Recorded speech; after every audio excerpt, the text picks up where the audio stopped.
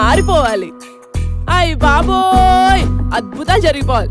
ఏదేమైనా గానీ ఓటు మాత్రం అమ్ముకు దబ్బాలరా. అంటే శివరాకర్కి ఏమంటారండి ఇప్పుడు? డబ్బిచ్చేటోళ్ళని మింగ ఓట్లం మెట్టోళ్ళని మింగ 5 ఏళ్లకు అమ్ముడు పోయే గొర్రె మందల్ని మింగ.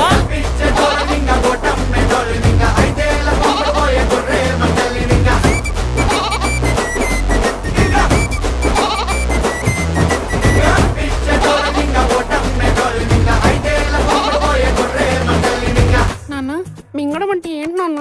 ఇప్పుడు డబ్బులు తీసుకుని ఓట్లు అమ్ముకున్న వాళ్ళందరినీ నమ్మిలి మింగేయాలన్నమాట. నమ్మిలి ఓకే నాన్న.